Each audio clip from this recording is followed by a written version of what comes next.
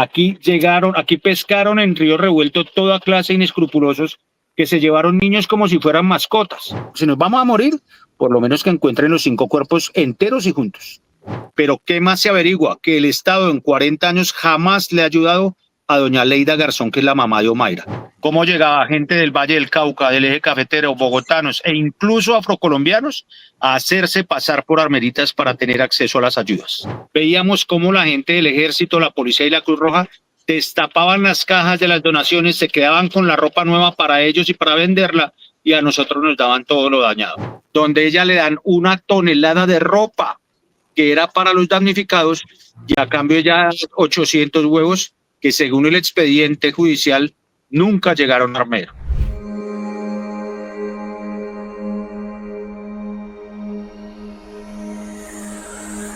Bueno, y andamos persiguiendo a un invitado importantísimo, no solamente para nosotras, sino para Colombia y para el mundo. Se trata del periodista y comunicador, escritor Mario Villalobos, quien ha levantado ampolla con el libro que actualmente está presentando, Armero, 40 años, 40 historias. Marito Villalobos, lo perseguimos más que novia fea, ¿o no? ¿Cómo está? Negrita, Felicia, está muy difícil toda la audiencia. Como les conté vía interna, estoy atrapado en el trancón interno de Bogotá, pero aquí estamos, al frente del cañón y por supuesto enviándoles el cariño a distancia, a toda la audiencia, a toda la gente que generosamente invierte tiempo de descanso y de familia para escucharnos y para estar acompañándonos en las redes sociales y en el mundo de internet. Marito, lo atrapamos en trancón, pero lo atrapamos.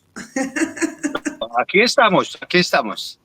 Bueno, Marito, hablemos un poquito porque la semana pasada fue la conmemoración de los 40 años de la tragedia de Armero. Y usted, presentó oportunamente uno de sus libros, que siempre son muy exitosos, al cual llama Armero 40 años, 40 historias. ¿Cuánto tiempo duró investigando para conseguir esas 40 historias? Negrita, este libro que pueden ver ustedes aquí, a ver si en la cámara nos alcanza, creo que sí.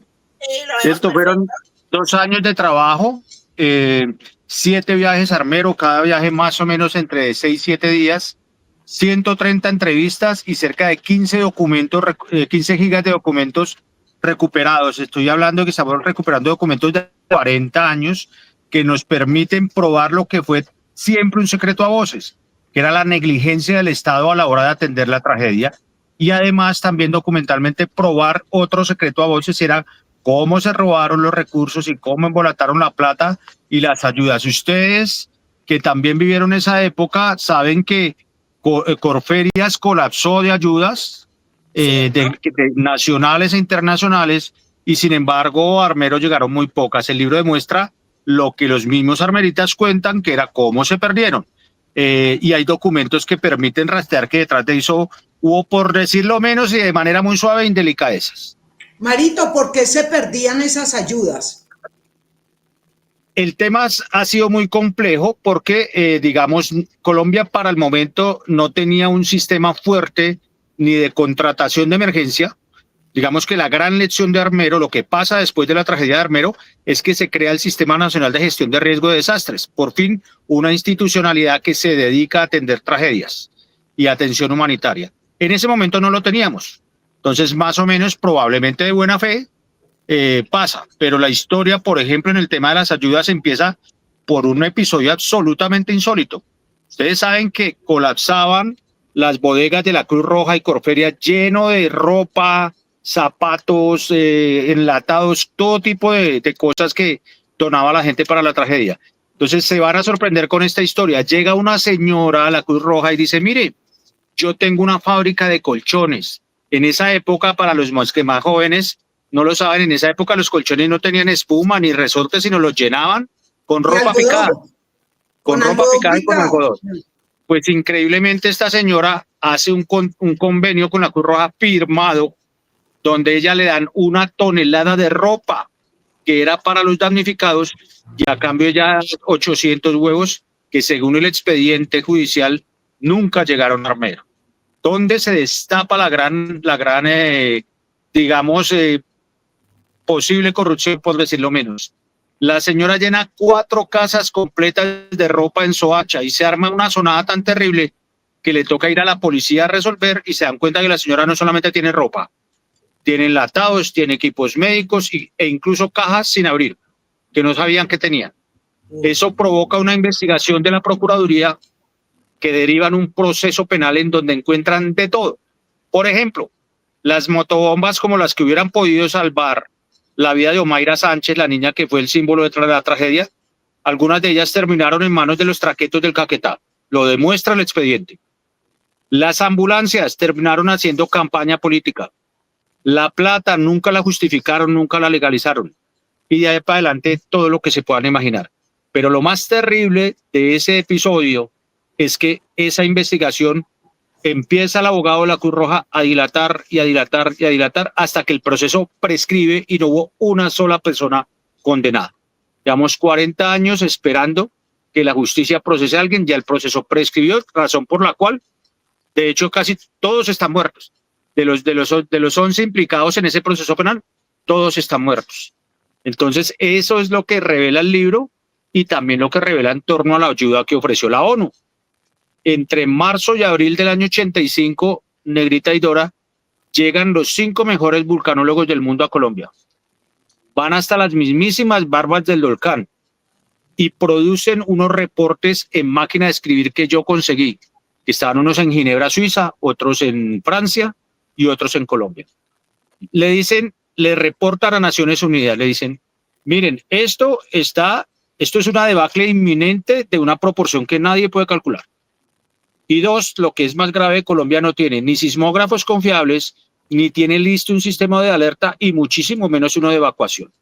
Razón por la cual, ojo a lo que les voy a contar, la ONU le envía una comunicación oficial, una oferta diplomática oficial a Colombia diciéndole, en junio 26, a 5 meses de la tragedia, le dice, señores, esto es muy grave, si ustedes quieren, yo les mando los sismógrafos, la gente, los equipos, el talento para que los entrenen y enfrenten eso.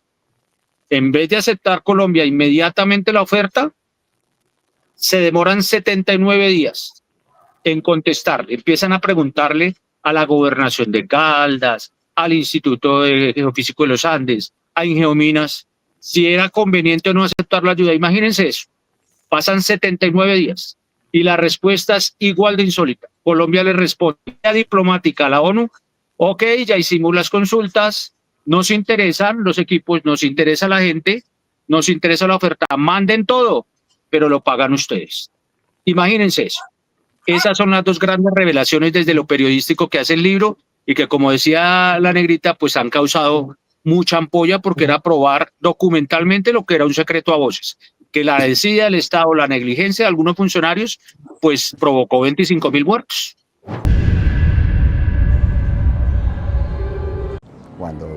Cuando que la avalancha, y un ruido ensordecedor, pero ensordecedor, demasiado fuerte. No, uno se imagina 10 locomotoras haciendo bulla. Ese fue el ruido que nosotros sentimos.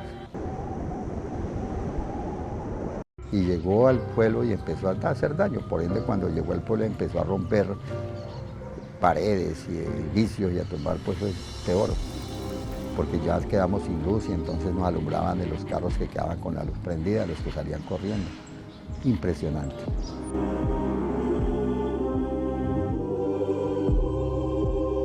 ¿A qué olía?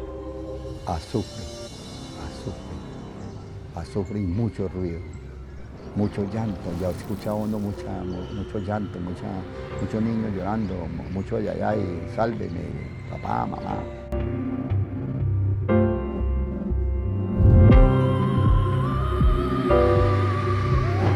Venga, Mario, yo recuerdo, a mí me tocó, pues obviamente viendo Bata ir a cubrir la tragedia de Armero. Nosotros llegamos sobre la madrugada en un helicóptero arpía del ejército, obviamente, y decía el piloto, pero ¿dónde está? Eso era oscuro, oscuro, oscuro, oscuro, todavía pues no se veía exactamente qué era lo que había sucedido. Y efectivamente el descontrol era total, nadie sabía qué había pasado. Cuando finalmente el helicóptero con sus poderosas linternas delanteras enfocada no se veía sino negro, negro, negro, tocó ir a buscar otro sitio donde aterrizar. Entonces el caos fue total y absoluto. Pero comenzaron a fluir las historias de cómo la Cruz Roja, eso decían en esos momentos, que era la encargada de recibir todas las ayudas, como usted está diciendo, pues entonces no les ponían 5 de cuidado porque no llegaba ropa pues más usada que otra, entonces hacían a un lado la ropa usada, a otro lado la ropa nueva y se apareció la ropa nueva, como se desaparecieron todos los equipos de carpas, de camastros, de todo lo que se necesita para una emergencia. Y nunca se supo ni nunca abrieron ninguna investigación hacia la Cruz Roja. Hasta ahora, Negrita, ¿por qué yo me puse a averiguar qué había pasado? Exactamente por lo que tú estás contando, nada más verídico que lo que tú estás diciendo, que lo confirman los armeritas allá en uno de esos viajes de terreno que yo hice.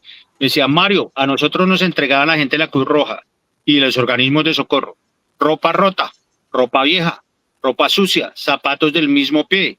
Veíamos cómo la gente del ejército, la policía y la Cruz Roja destapaban las cajas de las donaciones, se quedaban con la ropa nueva para ellos y para venderla, y a nosotros nos daban todo lo dañado. Y me lo dijeron tantas personas, yo decía, no pueden estar mintiendo tantas. E hice lo que es mi trabajo de reportero, ponerme a buscar qué había pasado con eso hasta que encontré ese expediente judicial del que les hablo, que tiene 1.200 páginas, 1.122 páginas, que revela ese juicio que les adelantaron en donde ellos mismos reconocen lo que hicieron. Como ellos mismos reconocen lo que pasó, pues el abogado no tenía otra posibilidad que empezar a dilatar y a interponer recursos para que el proceso prescribiera a los 10 años tal como mandaba la norma en ese momento. Pero tal como lo describe Graciela, así pasó, así se lo relata la gente a uno. Decía, Mario, hoy nosotros, 40 años después, nadie nos dijo nada. Hay un tema todavía más impresentable de ahorita, y es que el Estado, la administración de Belisario Betacur, crea una empresa llamada Resurgir, que tenía 2 tareas: atender la emergencia humanitaria y reconstruir Armero. ¿Qué pasaba?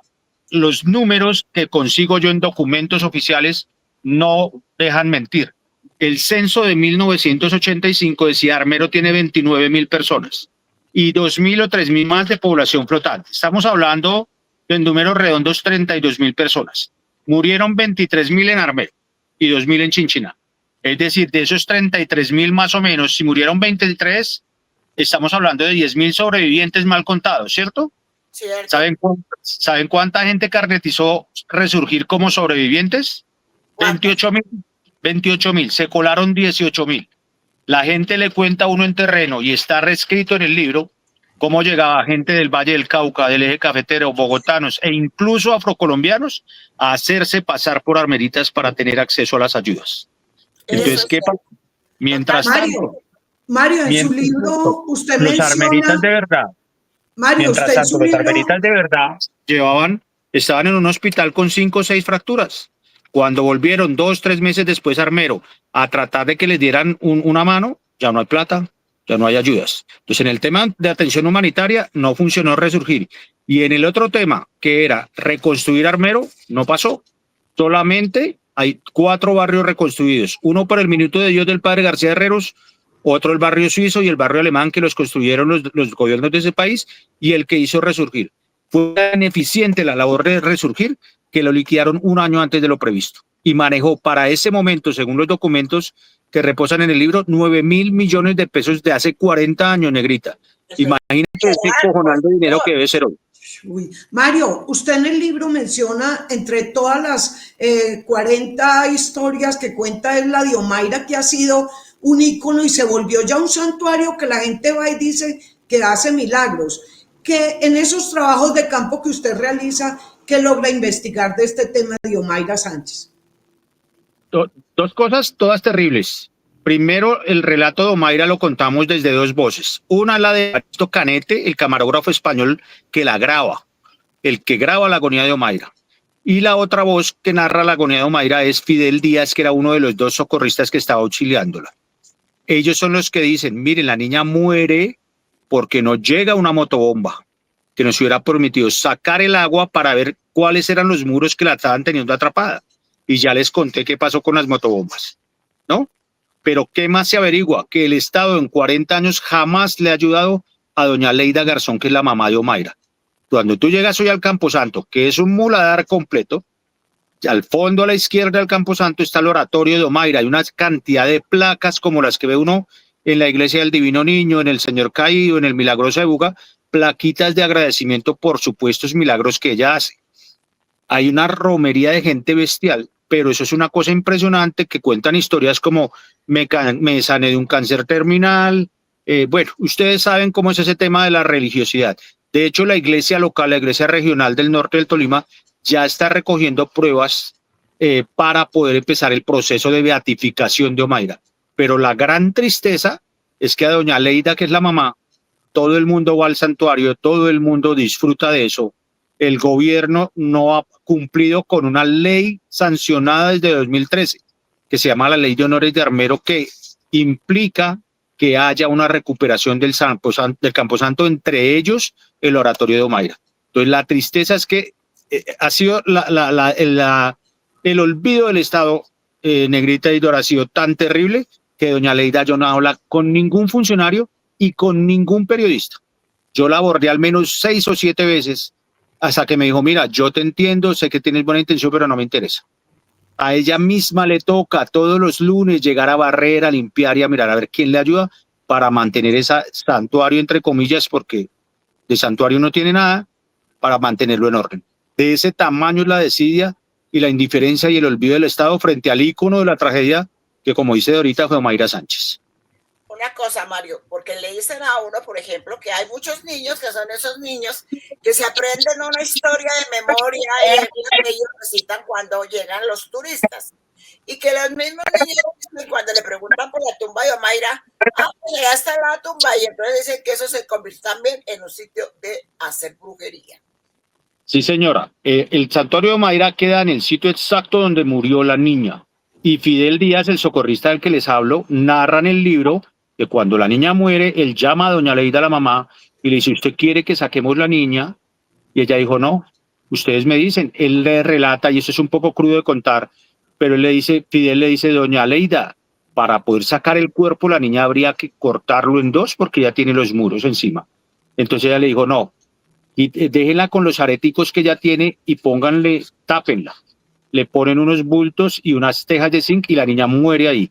A 55 metros o 60 metros de donde está el santuario, donde todo el mundo va, hay un santuario alterno que, tal como dice la Negrita, se está dedicando a hacer cosas maléficas, brujerías, etcétera, tal como pasa también en el cementerio de Armero, que se salvó increíblemente de la tragedia y está vandalizado porque los saqueadores, que es otra de las grandes desgracias de Armero, los saqueadores rompieron las lápidas para sacar los cadáveres y robarles los dientes y las muelas de oro.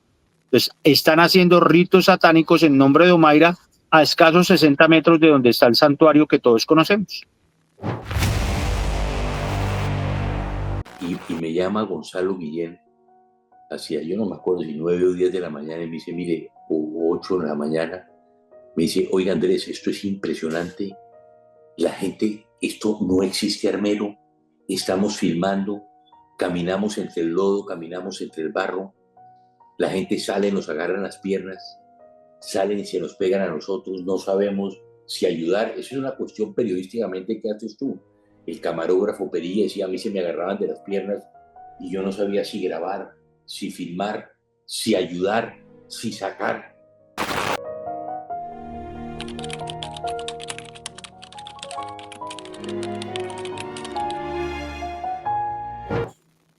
Bueno, Mario, de las 40 historias, me imagino todas son muy tristes, pero tuvo que haber habido alguna que le haya marcado y le haya sacado lágrimas a Mario mientras plasmaba en su libro todas esas historias.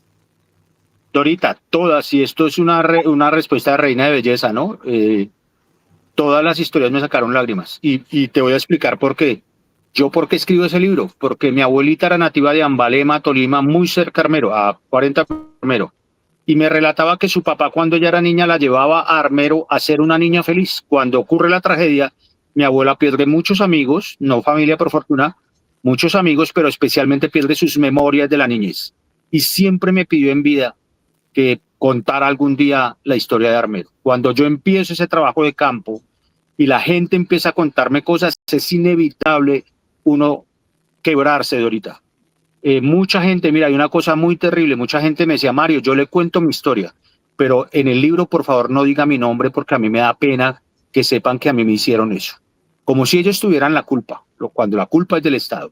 Mucha gente lloraba llorando, hubo un par de señoras que se desmayaron contándome sus historias, pero hay historias absolutamente locas, como la de don Isidro Fraser, que cuando la avalancha se salva 2 veces durante el día de la avalancha y llega la tercera vez y él ya ve que el barro se los va a llevar, están en la azotea del Hospital San Lorenzo, que es una de las pocas estructuras que sobrevive, y el barro los está cubriendo. Don Isidro hace una cosa loquísima, que es consigue una manila, un lazo de esos gruesos de los socorristas, y amarra a sus 3 hijos y a su esposa y a él, se amarra contra una columna del hospital. Y yo le pregunto a don Isidro, ¿y por qué hizo eso? Y me dijo, Mario, si nos íbamos a morir, que nos muriéramos todos y que encontraran los 5 cadáveres juntos, porque uno veía pedazos de cuerpos alrededor de donde estábamos.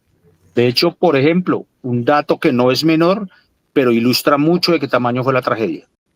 Oficialmente, las autoridades identificaron 18,000 personas.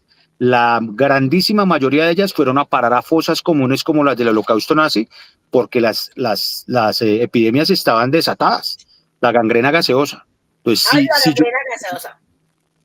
sí, señora. Si yo estaba al lado de cuando llegaba una volqueta, porque los llevaban en volquetadas, ¿cierto? Estaban los periodistas, me relatan los camarógrafos de esa época, estábamos grabando cuando de pronto sonaba un totazo, ¡pum!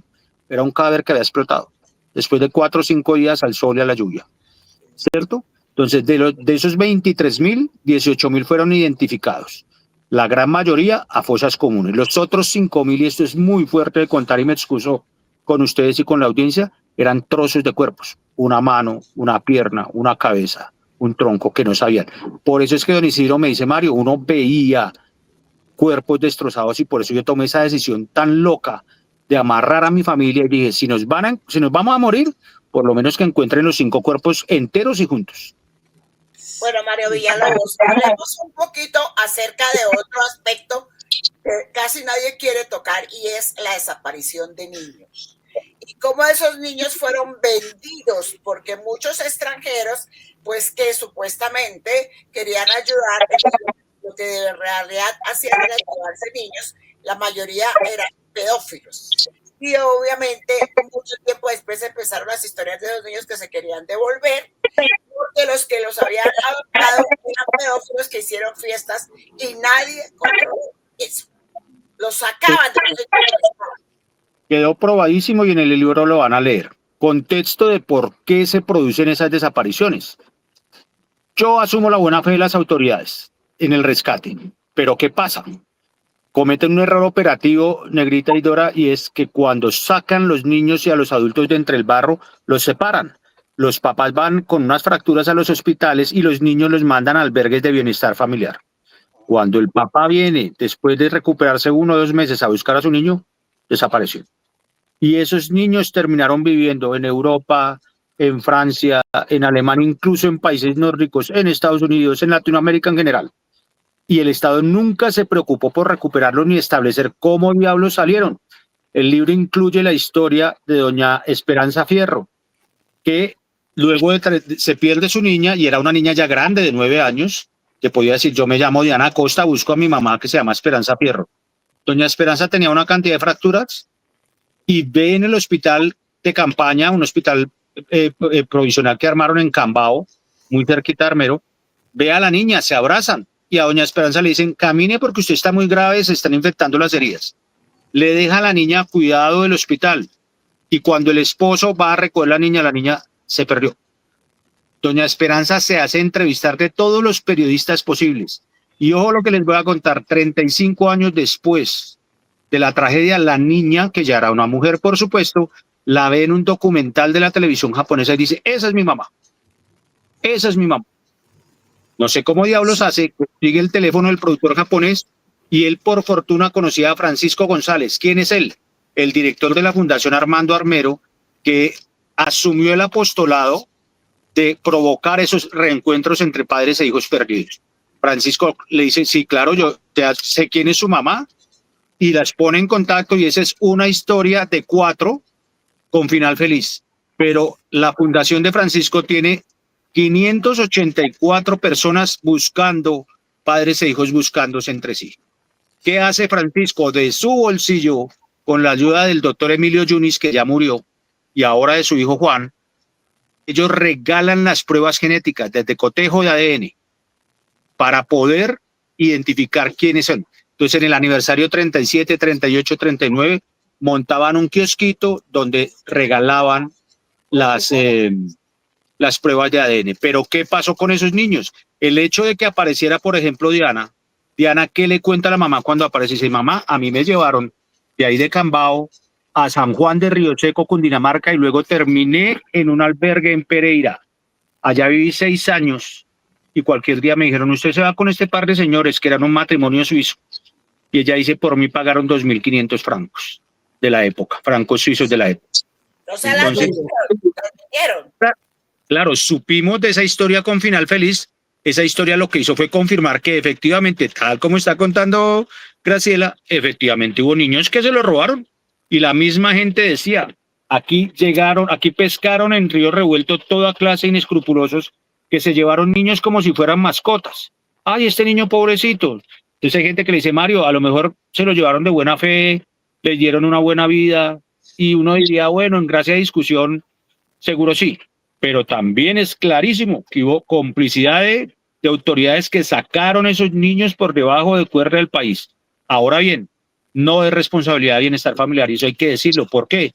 Porque Bienestar Familiar no aprobaba en ese momento adopciones ni daba conceptos positivos o favorables para una adopción. Era responsabilidad de un juzgado de familia y de las autoridades de migración. Así que si hay, o si hubo hace 40 años, funcionarios públicos involucrados en eso, hay que buscarlos en juzgados de menores y en los de migración, que fueron los que lograron y permitieron que esos niños salieran del país. Pero es un hecho probado hasta la saciedad que hay por lo menos 580 niños que están fuera del país buscando a sus familias. 580 de quién sabe cuántos miles que probablemente haya. La parte de que era armero estaba totalmente despejada. Ahí no estaba lloviendo tan fuerte. Y vimos semejante espectáculo, que Dios mío, eso es increíble lo que pasó.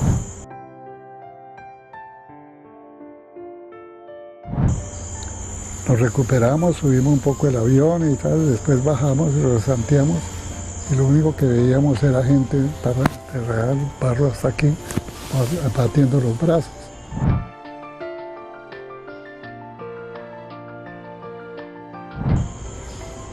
Pero totalmente imposible hacer algo.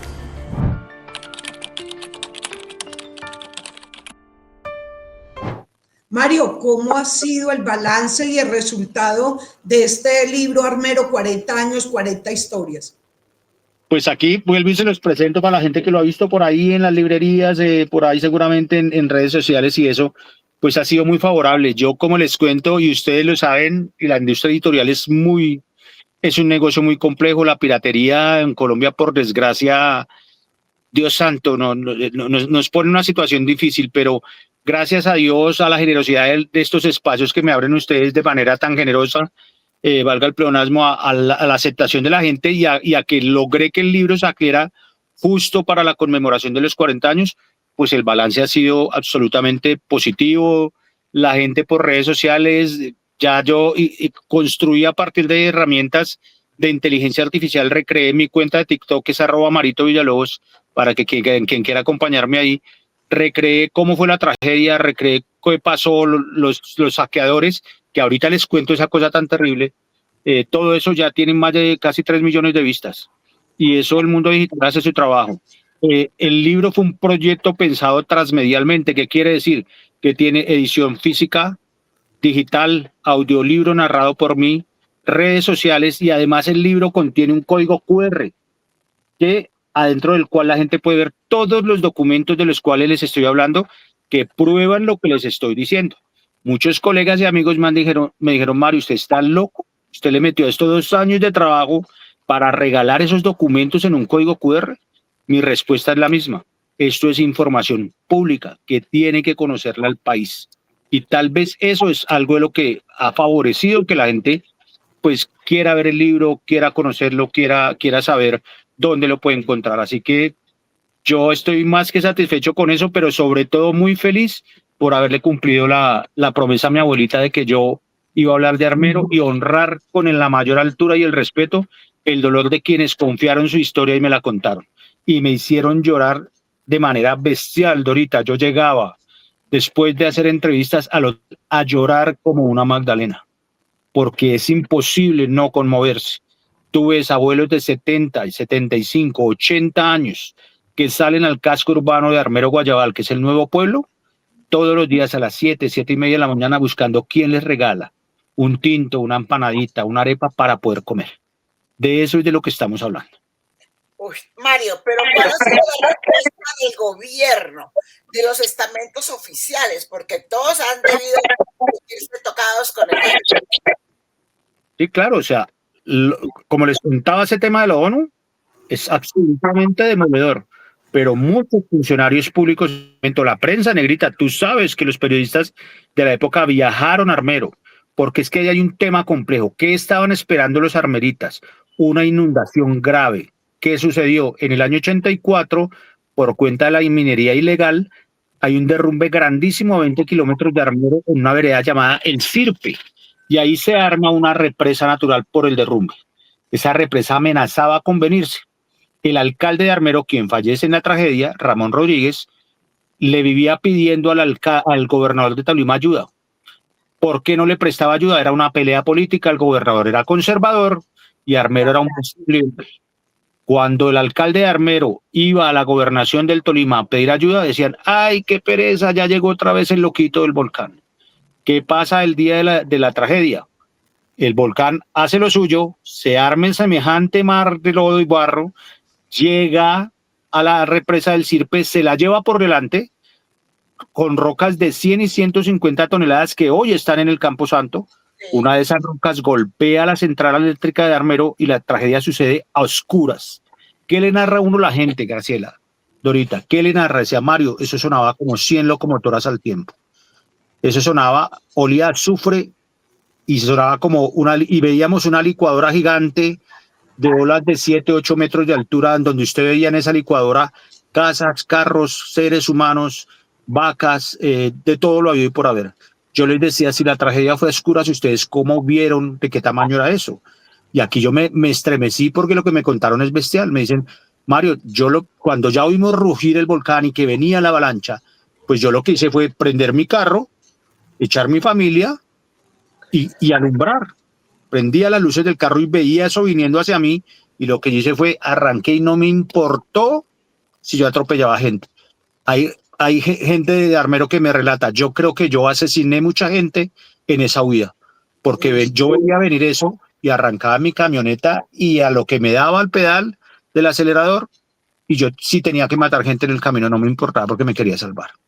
Entonces Mario, lo que a oscuras tuvo que haber sido bestial. ¿Por cierto?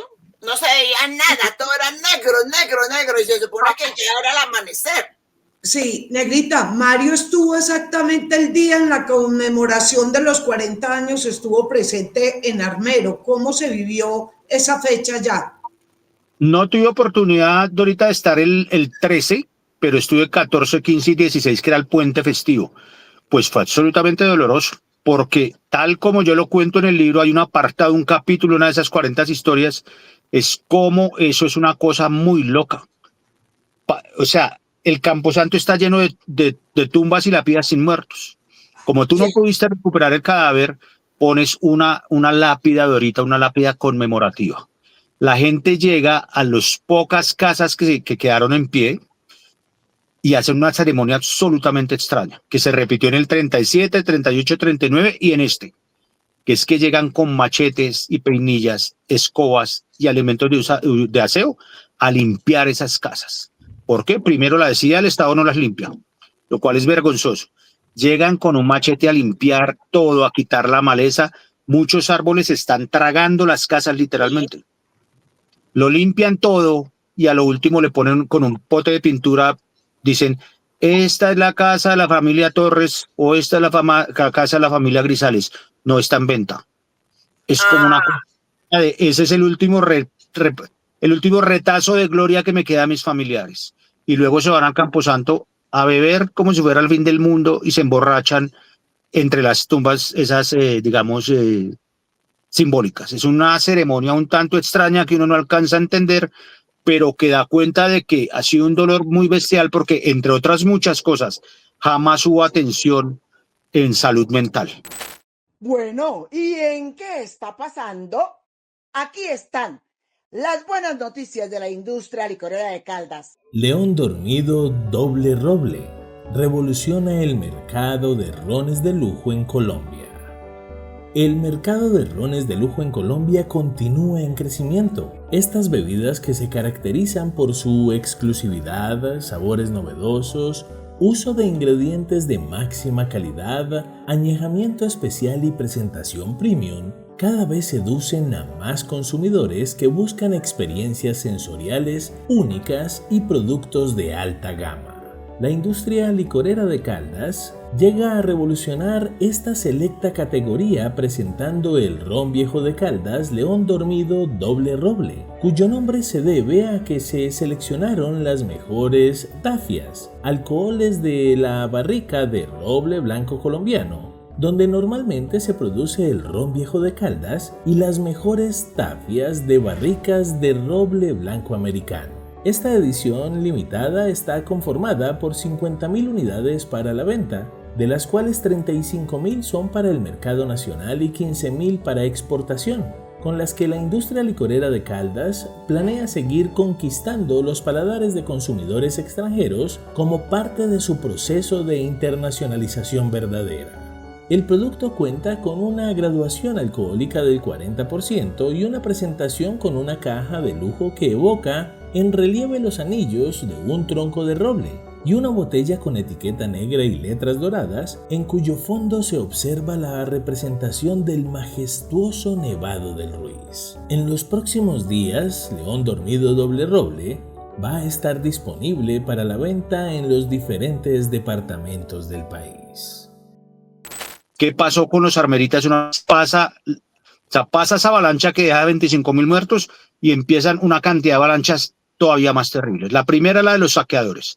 El 14 a las 11 de la mañana estaban los saqueadores de Armero y todos los pueblos de por ahí saqueando cadáveres. Se metían al barro a robarle a los cadáveres los anillos, los relojes, las cadenas. Y incluso a la gente que estaba moribunda. ¿Quiere que la saque? ¿Quiere que la ayude a salir? Entrégueme primero lo que tenga de valor. Narrado por los armeritas. Cuando ya no tenían cómo saquear los cadáveres, empezaron a saquear las casas que sobrevivieron. Entonces, ¿qué robaban? Neveras, televisores, equipos de sonido, bicicletas, motos, lo que hubiera. Y cuando ya no hubo nada que saquear en las casas, desmantelaron las casas mismas. Se llevaban las ventanas, las puertas, los lavamanos, los lavaplatos. No hubo un solo preso por eso. Ni por los impostores ni por los saqueadores. ¿Y qué pasa después de eso, que es más terrible? Cuando se arma el tema humanitario, la gente empieza a vivir en carpas, como están viviendo hoy en Gaza, igualitico, en carpas. Imagínense la locura. El libro narra una entrevista con el doctor Hernán Santa Cruz Oleas, que fue el único médico que se le ocurrió por voluntad propia, porque el gobierno no lo hizo. El doctor Hernán hizo intervención en salud mental porque la gente estaba sufriendo del famoso estrés postraumático. Todo eso que tú sueñas cuando pasa, que sientes angustia, sientes depresión, no sabías qué va a pasar con su vida. ¿Qué relatan en el libro, Mario? Después de 6 meses de ver eso, ¿qué había en los campamentos? Había alcoholismo, había drogadicción, había prostitución. La guerrilla llegaba a robarse niños para reclutarlos. Y había mamás que, como no tenían nada que darles de comer a los niños, se los entregaron a la guerrilla. Eso es lo que pasó. La postragedia, pues diría yo, con la venia de lo que pasó, igual o peor que la tragedia misma. Bueno, Mario, ¿y qué sigue ahorita después de que este libro ya ha traspasado las fronteras, todo el mundo lo buscó, todo el mundo lo puede localizar y lo puede comprar todavía? Hay proyectos, por ejemplo, para llevarlo a una plataforma, al cine, hacer un seriado. Sí, señora, y esta es una primicia que, por supuesto, guardo para quienes saben el valor de una primicia, y es, esta semana ya recibí yo una oferta de una plataforma para volver esto una docuserie. Estamos ya en ese proceso de dar a ver, podemos empezar a adelantar ese proceso. Pero más allá de que se dé eso, lo que yo quisiera con este libro y con este trabajo de 2 años es que esto se nos vuelva una causa de país, negrita Dora. Cierto. ¿Por qué? Porque lo que es peor es que se nos está olvidando Armero. Sí. O sea, hay una ley de honores sancionada en el 2013, perdón, que prevé la recuperación del Camposanto. O sea, si pasara en Armero lo que sucedió en Pompeya, que también fue devastada por un volcán, pero entendieron el valor histórico, patrimonial y cultural y turístico, Armero sería uno de los lugares de mayor atracción para el mundo entero. Entonces, ¿qué es lo que hay que hacer? Recuperar la memoria de Armero. Una de las 40 historias cuenta qué era Armero antes de eso. Era un pueblo de 29.000 personas con 5 bancos. Calculen la cantidad, el tamaño de la economía. Tenía estación de tren, allá se inventó la fumigación aérea, tenía un coliseo propio, tenía estadio propio, tenía concesionario de carros propio, 2 hospitales, 3 clubes sociales, un coliseo para levantadores de pesas. O sea, era una población absolutamente próspera, que era de la que me hablaba mi abuelita. Entonces, ¿qué quiero yo? Que empecemos nosotros, entre colegas, amigos, una cruzada por Armero. Hoy casualmente tengo el primer evento de eso, me convoca la Universidad Javeriana para que empecemos a trabajar en el tema de Armero. Solamente esta administración del Ministerio de Cultura ya hizo una recuperación ya un poco visible del Camposanto. La iglesia de Armero, que quedó destrozada, la cúpula, ustedes saben del tamaño que es una cúpula, había quedado a 2 kilómetros en la tragedia y quedó medio rota. Este año ya pusieron una cúpula bonita y recuperaron lo que quedó la iglesia y quedó muy lindo. ¿Qué quiere decir eso? Que si hay intención, lo podemos hacer de la mano todos junticos. Que Armero se nos vuelva una causa de país, porque hoy los abuelos se nos están muriendo.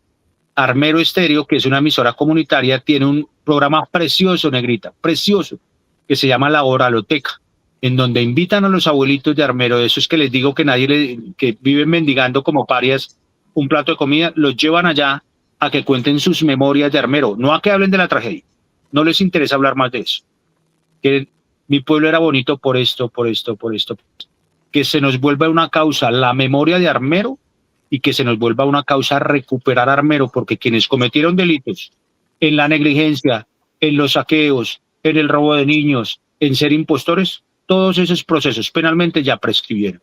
Así que mi causa es que Armero se vuelva visible y que logremos que algún día, negrita, Dora, alguna mamá pueda abrazar a su niño que se le perdió, que ya no son niños, ya deben ser padres y probablemente abuelos. Pero si logramos un solo reencuentro, habremos hecho la tarea como seres humanos y como reporteros todos. Claro que sí, Mario. De verdad, muchas felicitaciones por esta gran obra, porque yo sé que 2 años es parir este muchacho con dolor, con lágrimas en los ojos. Sé que de verdad le agradezco el tiempo, porque sé que tiene otros compromisos ahora, pero le hago entrega al obsequio que nuestra industria licorera de Caldas le hace a todos nuestros invitados, el famoso aguardiente amarillo, que sé que te encanta. Me encanta. Y nada, negrita, Dorita, ustedes saben el cariño especial que siento por ustedes, y yo, a la hora que me requieran, a la hora que me convoquen, siempre estaré dispuesto para ustedes. Por eso quería contarles esa chiva. Bueno, hablando de Armero, a mí me tocó 6 veces la vacuna contra la gangrena gaseosa. Aquí atrás ahí me pueden ver una nota que me hicieron, porque sí. 6 meses haciendo el programa de la tarde buscando a los familiares de los niños.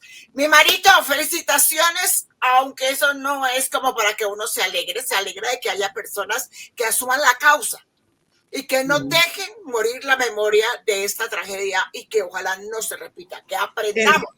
Es verdad, negrita, es verdad, pero bueno, vamos a unas menciones comerciales. Chao. Muchos hablan sobre lo que es saber tomar, pero ¿tú qué piensas?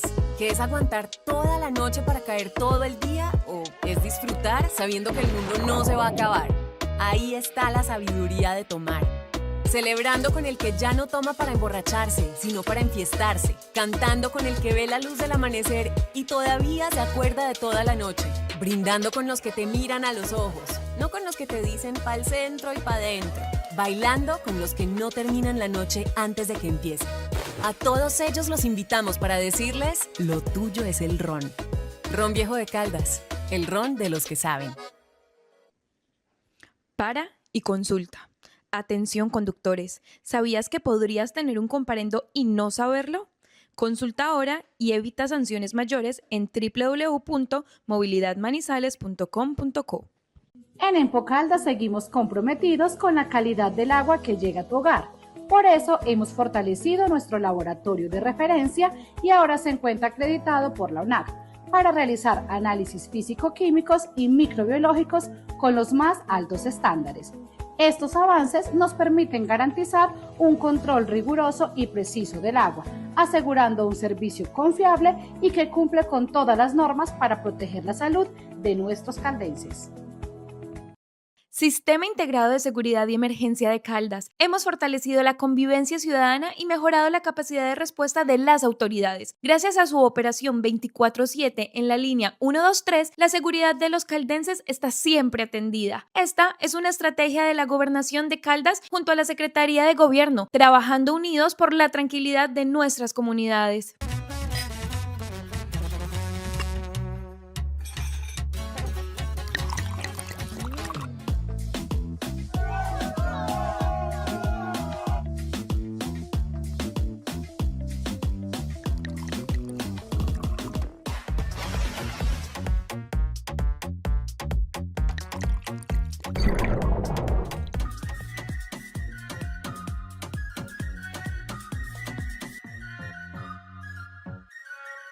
Las cuencas hídricas son el origen del agua que consumimos todos los días. Cuidarlas es cuidar nuestra vida y la de las futuras generaciones. En Empocaldas trabajamos en la protección y conservación de nuestras cuencas, promoviendo la siembra de árboles, respetando las franjas y realizando un uso responsable del agua. Juntos podemos mantener limpias nuestras fuentes de agua y asegurar un suministro sostenible para todos. Sistema Integrado de Seguridad y Emergencia de Caldas. Hemos fortalecido la convivencia ciudadana y mejorado la capacidad de respuesta de las autoridades. Gracias a su operación 24/7 en la línea 123, la seguridad de los caldenses está siempre atendida. Esta es una estrategia de la Gobernación de Caldas junto a la Secretaría de Gobierno, trabajando unidos por la tranquilidad de nuestras comunidades. Si eres o has sido propietario de un vehículo y no sabes si tienes multas de tránsito, ingresa ya a la página de la Secretaría de Movilidad, www.movilidadmanizales.com.co, y revisa tu estado de cuenta. Alcaldía de Manizales, Secretaría de Movilidad. Muchos hablan sobre lo que es saber tomar, pero ¿tú qué piensas? ¿Que es aguantar toda la noche para caer todo el día? ¿O es disfrutar sabiendo que el mundo no se va a acabar? Ahí está la sabiduría de tomar. Celebrando con el que ya no toma para emborracharse, sino para enfiestarse. Cantando con el que ve la luz del amanecer y todavía se acuerda de toda la noche. Brindando con los que te miran a los ojos, no con los que te dicen pa'l centro y pa' dentro. Bailando con los que no terminan la noche antes de que empiece. A todos ellos los invitamos para decirles, lo tuyo es el ron. Ron Viejo de Caldas, el ron de los que saben.